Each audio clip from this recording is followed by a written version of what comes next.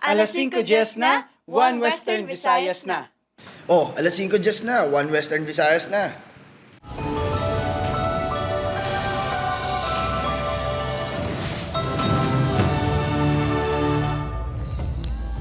Mga balitang atong tutukan subong nga Biyernes, pila ka mga nagpakigbahin sa tree planting activity sa Silay City kay nasang aga na disgrasya samtang nagapauli na. 7 ka individual ginbawian sang kabuhi, 17 pilason sa matumba ang ginsakyan nga truck sa Silay City. 46 anyos nga lalaki nga taga-barangay Simon Ledesma Haro una nga leptospirosis death sa Iloilo City subong nga tuig. Ginatudlo source ang illegal nga droga sang suspect sa kamatayon sang 18 anyos nga babae sa tubungan ni Iloilo na dakpan. Piso tubtob 2 pesos nga buhin sa presyo sang gatong, posible ipatuman sa masason o kung sa madason nga simana.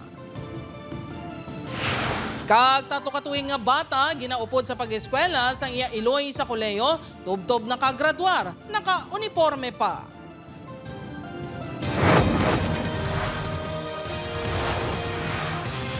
Ini ang GMA Regional TV, One Western Visayas. Ini ang sitwasyon sa mga biktima matapos magluntad ang aksidente kay nasang aga sa syudad sang Silay sa Negros Occidental. Ang dugang nga detalye sini bantayan sa dili gid lamang madugay. Mayong hapon, Western Visayas kag Negros Occidental, tricycle driver nga residente sa barangay Simon Ledesma Haro labing una nga napatay sa leptospirosis sa Iloilo City. Biktima, isa sa mga nagapatigayon sa declogging activity sa barangay. Ini ang gintutukan ni Kim Salinas live sa barangay Demokrasya Haro, Iloilo City. Kim?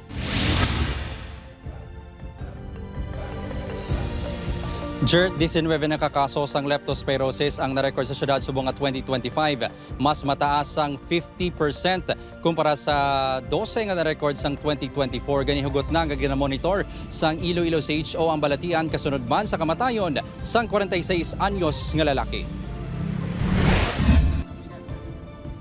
Wala mapunggan ni Dennis sa maghilibiyon, mangod sa wala ginapaabot nga kamatayon sang 46 anyos sining utod nga si Giovanni Cordero. Si Giovanni, ang labing una nga napatay sa balatian niya leptospirosis sa Iloilo City subong nga tuig. Natural, kita tanan dira man na magisa mo nga sitwasyon. Galing kita ang panam lang inalit lang. Suno kay Dennis, nagpakigbahin sa napulo ka adlaw nga declogging activities ang barangay ang iautod niya nagsugod sa Hunyo 10. Antes na patay sang Hunyo 24 sang gabi, nagreklamong utod siya isang aga sa among adlaw nga masakit na ang iya tiil. Tanawag sa sila nga tol buligi ko anay be kay hindi na ko katindog. Doon hindi na ko ang sakit akong ginatao. Nga na sa sayang talisikad nga gakurit sa kasakit. Suno sa kagawad sang barangay, naghatag sila sang bulong sa pulo ka mga personnel sa declogging activity. Nagabotas man sila agud mapasiguro ang ila safety sa anuman nga balatian. May mga gamit man na sila nga wala man sila ganun gatubog pero may mga butas man sila. Wala man kami maguna-una dason nga pagkatapos ang 10 days nga nagamon na to siya.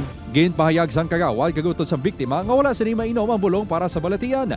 Dugang sang kagawad, may isa pagid kaupod ang biktima nga na leptospirosis man. Luwas na ini karon sa katalagman.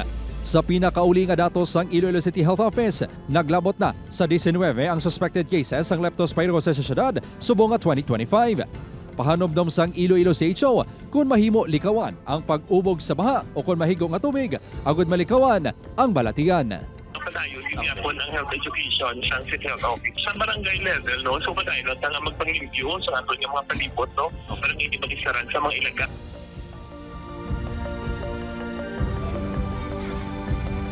Jert, diri sa barangay Demokrasya Haro igahaya ang bangkay ni Giovanni.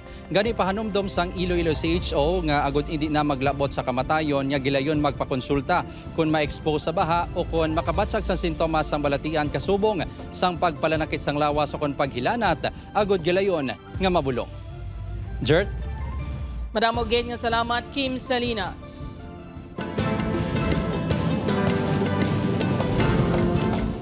Para sa dugang mga balita sa Negros kag Panay, mangin kaupuntan live sa Silay City si Adrian Prietos. Adrian? Yes, Jerth, maraming salamat. Makapuso diri naman sa Silay City, Negros Occidental. 7 ka persona patay, 17 ka iban pa pilason matapos matumba ang mini dump truck sa Silay City LGU kainas ang aga. Nakatutok, Aileen Pedreso. Sa video nga ini makita nga naganilapta sa tunga sang dalan ang pila ka mga persona. May pila nga makabangon pa, apang ang iban nagahigda na lang. Suno sa Silay City Police, ang mga persona lunsay sakay sang mini dump truck nga nagtakilid matapos madulaan sang kontrol ang driver pag-abot sa kurbada nga bahin sa dalan sang barangay Gimbalaon, Silay City alas 10 kaina sang aga. Balik na sagi ito sa babaw na sa dira, dason sa nagsaka daw sa ato nga term ma'am daw na naula nagsaka pababaw dira sa banglay kag daw naula na haboy di pakatanan ng pasayro. Halin sa babaw nga porsyon sang dalan ginpahayag nga nagdire-diretso na ang ini nga truck tubtob nga natumbak. 7 gidbawian sa kabuhi sa aksidente. Lakip diri Sanday Alexander Balili, 62 anyos, Rafael Hardulin Jr., 57 anyos, LD Nagita, 65 anyos, Azucena Dimson, 52 anyos, Yunilio Horizon, 38 anyos, Marlon Amarado, 36 anyos, kag Jaime Bangi, 60 anyos, matapos makaagom sang patal nga mga pila sa lawas. Anom ang nagapabili nga kritikal samtang ang 11 ka mga pilason ginaobserbahan pa sa ospital. Lakip na ang driver sang truck na si Hernani Masa. Digin bonggo, yan na lang kuno sa kahoy. Kaya kung hindi ako napag-ibonggo, madagdag sila sa, sa pilas, mapatay sila tanan. Gibi sa gani. Kaya hindi yabang kuno yahungod mo. Sunod naman sa asawa sa isa sa mga sakay sa truck, may problema na ang salakyan antis pa man nagluntad ang aksidente. O pagpakadto kuno kagina nila ya, daw nagtrubol ng ilang salakyan. Oo, may nanaog na gani kuno nga mga tawo. Sige, yapon nagpasaka. Padayon pa nga ginapadalman sa kapulisan ang ini nga mga impormasyon. Samtang ginakasubo naman sang alkalde sa syudad ang aksidente, nga ginkamatay kag ginkapila sa mga empleyado sang LGU. Nagpasalig ini nga tutukan ng investigasyon kag magabulig sa himata sa mga biktima. Upod kay Ruel Banggoy, Aileen Pedraso. 1 Western Visayas. Mga kapuso, ginatudlo source ang droga ni Aljan Halbuna nga suspect sa paghimulos patay sa 18 anyos nga babae sa Tubungan, Iloilo na dakpan sa drug buy-bust operation. Dako nga bulto sang suspected shabu na recover. Si John Sala nakatutok. Arestado sa operasyon sa Regional Police Drug Enforcement Unit ang 42 anyos nga mangunguma nga si Gerald Tagudando matapos mabaklan sang isa ka sachet sang suspected shabu nga nagabaloro sang 12,000 pesos. Ginpanginwala pa sini ang nakuha sa iyang illegal nga droga.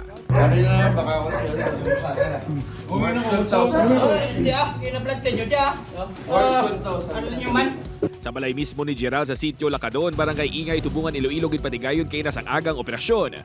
Dugang pa 12 ka sachet sang suspected shabu nakuha sa iya nga nagalabot sa 135 grams kag may kabugasan nga balor nga 918,000 pesos. Mga lapit ni siguro 2 ka semana sa 3 ka semana nga pag monitor naton after nga naka-receive kita information ang aton subject nag-engage sa illegal drug activities. Makabi nga high value individual ang subject. Ini man ang ginapahayag source ni Aljan Halbuna. Ang suspect nga ginatudlo naghimulos kag nagpatay sa 18 anyos kasi Candy Tabanda sa Hunyo 17 sa amuman nga barangay.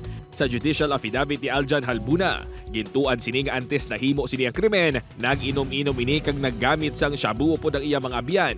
Bangod sa statement sini, gin-operate sa kapulisan si Gerald. Gin-validate naton, nakabaton man kita sa information na matugay naka-receive kita sa isa ka concerned citizen kag naging agent naton. Until such time nag-coordinate kita sa aton nga local police. Konektado man si Gerald sa unang nadakpan sa drug buy-bust operation sa barangay Igtuble sa Tungmayo. Upod kay Hans Desierto, John Sala.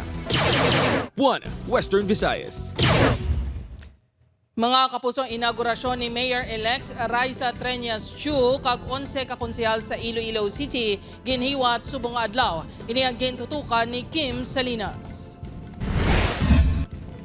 Nangin emosyonal si Iloilo City Mayor-elect Raisa Treñas Chu kadungan sa formal sini nga pagpanumpa kay nasangaga sa Iloilo City Hall. Sa iya speech, ginpasalamatan sini ang iamay nga si outgoing City Mayor Jerry Treñas. Ang bal mo sa akon, Tani, sa sunod sa pila ka adlaw imong manuntaking akong pakatuan. Ay, nakita diri subong. Kag sobra gid akong kalipay nga ugdanay kita. Padayunon ko ang aton nga mga handom kag plano para sa aton kasunod. Gininagurahan man ang 11 ka konsehal sang administrasyon. Datlo diri ang magasugod sa bagong nga termino kag 8 ang re-electionist. May turnover ceremony man nga ginhiwat. Mangin prioridad sang administrasyon ni Trias Chu ang social services, edukasyon kag healthcare. Madamos ang plano si Mayor-elect Raisa Trias Chu para sa syudad sang Iloilo. Isa na diri ang pagpatahom sa mga plaza sa Iloilo City. Apang may pila sa gihapon kay Ilonggo nga nagaduda sa iya kapasidad. Bangod baguhanon nini sa patag sang politika. Ang sa aton na lang, lantawon ta kung anong performance niya. Hulaton na makambal. Oo. Nga okay na siya.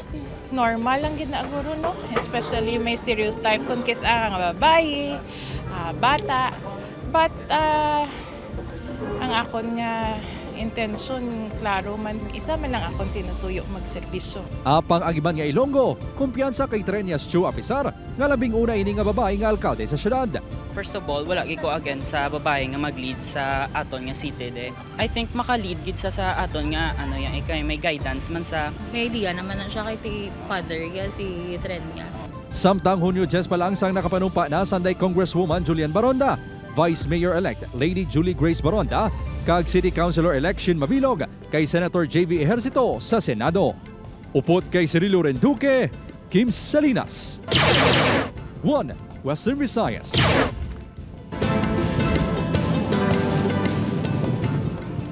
Good news sa aton mga kapuso nga motorista, matapos ang malapnagon nga big time oil price hike. Subong nga semana lauman naman ang pagnubo sang presyo sang gatong sa masunod nga semana. Base mga kapuso sa estimate nga ginpagwa sa Department of Energy Oil Industry Management Bureau, ang presyo sang diesel ang posible magdubo sang piso kag 60 sentimos tubtob 2 pesos kag 10 sentimos kada litro. Piso tubtob piso kag 40 sentimos naman ang iganubo sa kada litro sang gasolina. 2 pesos tubtob 2 pesos kag 20 sentimos naman ang posible nga buhin sa kada litro sang kerosene. Totally gutted ang isa ka karinderya sa barangay Banica, Rojas City matapos masunog kagabi. Ang karinderya ang ginapanagyan ni Jaime Asignacion. Base sa investigasyon sa Rojas City BFP, nagsugod ang sunog pasado alas 7 sang gabi. Ginabalubanta 20 minutos ang nakaligad antes na palong ang kalayo. Wala sang tao sa karinderya sang nagluntad ang mga sunog. Human ini sa light materials kag ginabalubanta 38,000 pesos ang ginbilin nga halit sang amo nga insidente. Madamol naman nga aso ang nasaksihan sa mga residente kag nagalabay sa Zamora Street, Barangay Poblasyon, Nabas, Saklan kahapon sang aga. Ini matapos masunog ang balay nga ginapanagian sa pamilya Alamis. Base sa investigasyon sa Nabas BFP, wala sang tao sa balay. Labi nga nahalitan sang kalayo ang ikaduha nga panalgan. Naglabot sa ginabalubanta 450,000 pesos ang halit nga gintuga sang insidente. May initial kami na tinitignan saan nanggaling ang sunog na possible na sa overheating po sa isa sa mga appliances. Ini ang GMA Regional TV, 1 Western Visayas. Mga kapuso, kooperatiba sa mga boat operator kag crew nagapamatok sa konstruksyon sang Boracay Bridge. Ginabanta 5 kagatos ka boat crew ginakabalakan nga madulaan sang palangitan-an bangod sa proyekto. Si John Sala nakatutok. Mas mahapos kag masulhay nga pagbiyahe pasulod kag pagwa sa isla sa Boracay ang ginapanan-aw nga resulta sang 7.9 billion pesos nga Boracay Bridge Project. Apang sa piyak sang ginalauman nga bulik sini sa ekonomiya, turismo kag transportasyon, madamo ang nagapamatok sa proyekto. Isa na dira ang Katiklan Boracay Transport Multipurpose Cooperative sa idpila sa mga miyembro, amo ang mga operators kag crew sa mga fiberglass boats. Mayon nga transportasyon pasulod kag pagwa sa isla sa Boracay ang mga sakayan o kon fiberglass boats apang para sa grupo kun madayon ang taytay.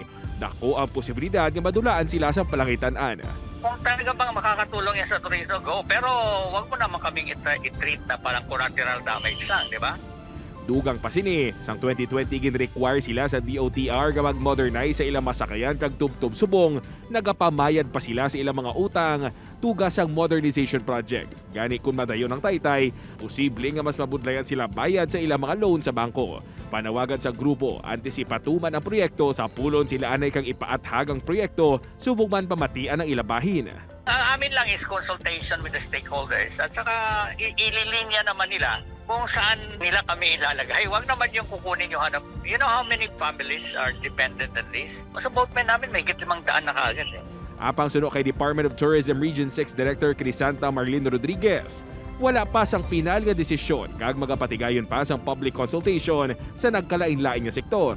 The carrying capacity on the island is still there, so it has to be adhered to by all sectors.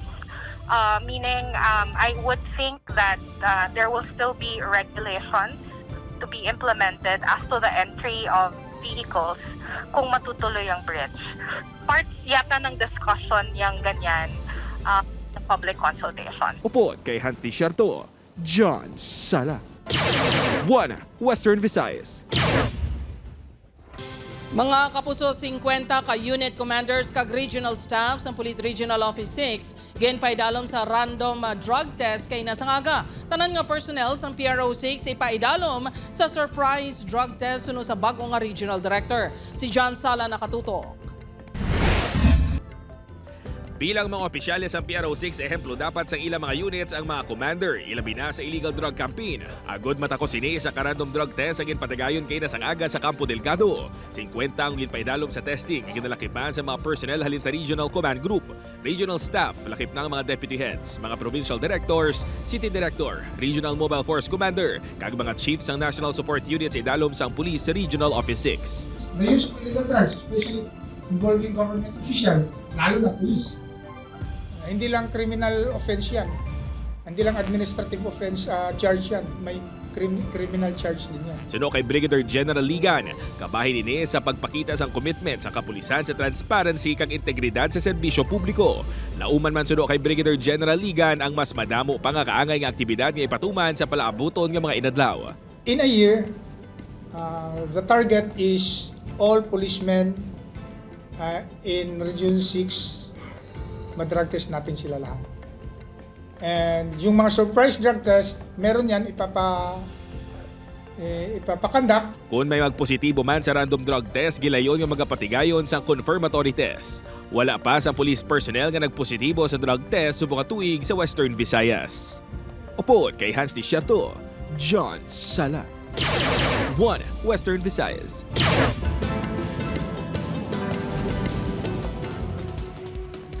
Mga kapuso, sa Negros Occidental, gindakop naman sang CIDG o Criminal Investigation and Detection Group sang tinilikdan nga Martes, June 24 ang isa ka negrense nga aktivista.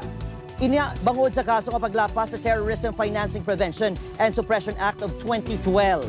Suno kay Colonel Arwin Tadeo, hepe sang CIDG Negros Island Region, ang suspect amo si Felipe Levi Helye, ang advocacy staff sang pagidait sa Kauswagan Development Group kag volunteer sang Human Rights Advocates of Negros. Ginpagwa ang warrant of arrest bato kay Helye sang tinilikdan ni Enero 15, 2025 ni Judge Saire Regalado sa Iloilo City Regional Trial Court Branch 31 nga may piyansa nga 200,000 pesos. Ginkusudiya si Helye sa opisina sang CIDG sa Bacolod City.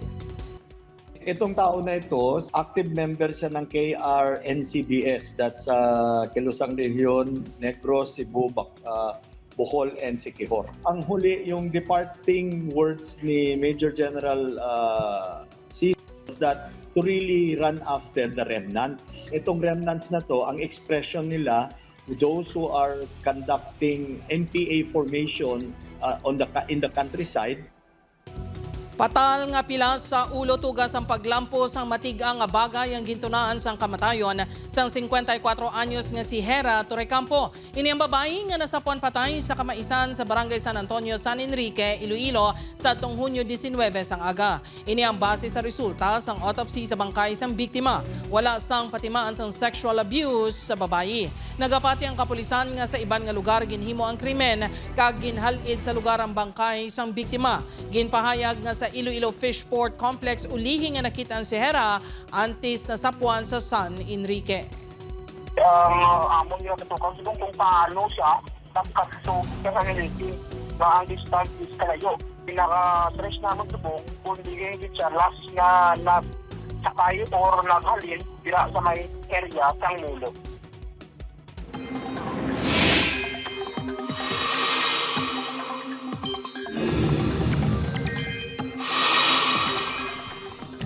Mga kapuso, nag-dissipate o kung natunaw na ang low pressure area nga ginamonitor sa Guasang Philippine Area of Responsibility. Nagabalik naman ang epekto sa habagat sa dako nga bahin sa pungsod. Padayon nga magbantay sa updates, bangon sunod sa pag-asa, may isa ka posible nga magporma nga bag-o nga LPA sa sulod sang PAR sa masunod nga mga inadlaw. Base sa datos ng Metro Weather, may tsansa sang ulan sa Aklan, Capiz, Antique, Iloilo kag Negros Island Region. Posible man ang ulan sa nabilin nga bahin sang pungsod.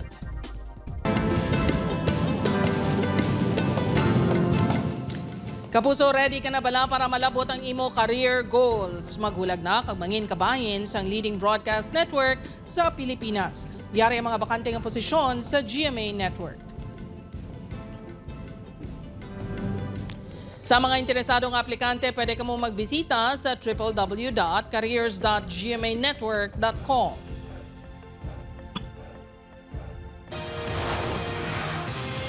Ini ang GMA Regional TV, One Western Visayas.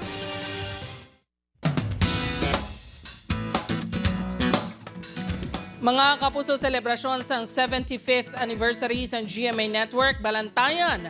Performances ang Clashers, The Clash 2025, mas gin pa level up, kag Stars on the Floor, malantaw na. Si Tess Ordales nakatuto.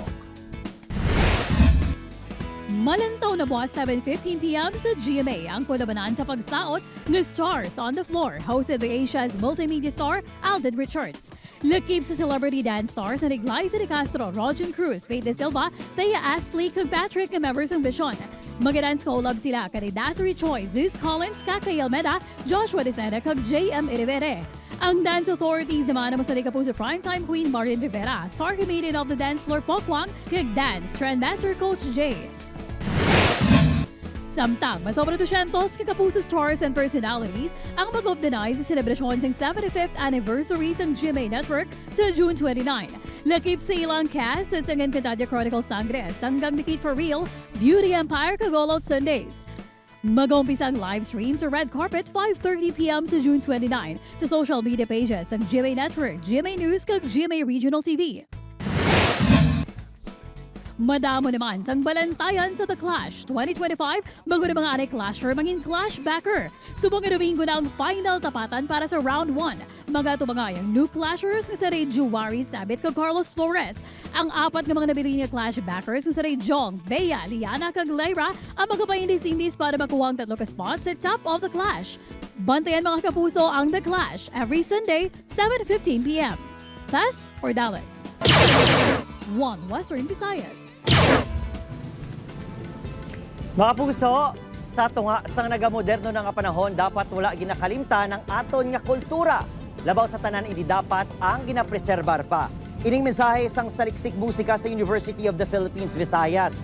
Nagtililingob ang mga scholar, local artists kag cultural workers kung sa din gistoryahan ang mapamaagi kung paano mababilin ang kultura kag tradisyon sang mga Pilipino. May mga performances man sang pagkanta nga may dala nga mensahe sang pag-isa. We need to uncover a lot of mysteries about music and cultures, and one of which is understanding and studying local cultures.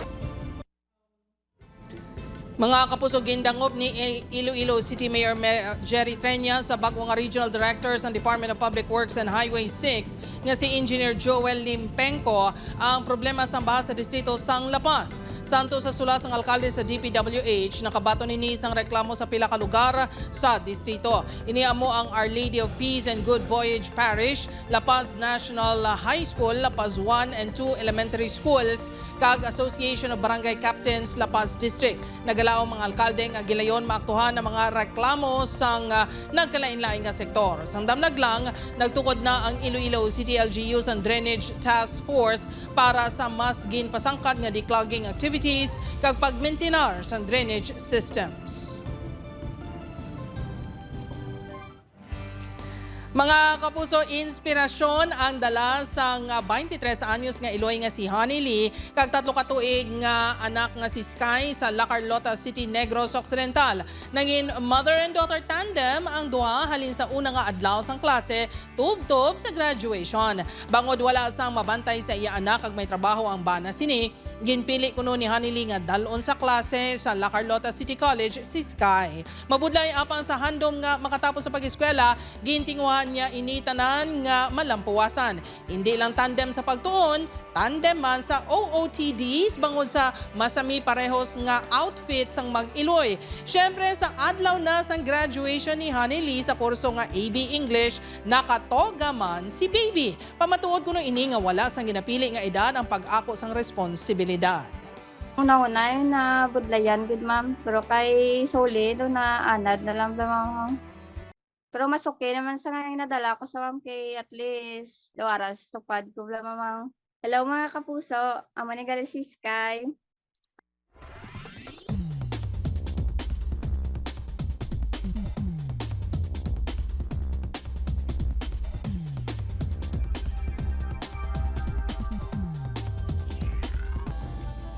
Mga kapuso, ako si Gertrude Charlatan, ini ang One Western Visayas, bugos nga pwersa para sa mas dako nga misyon kag mas masangkad nga pagserbisyo sa pungsod.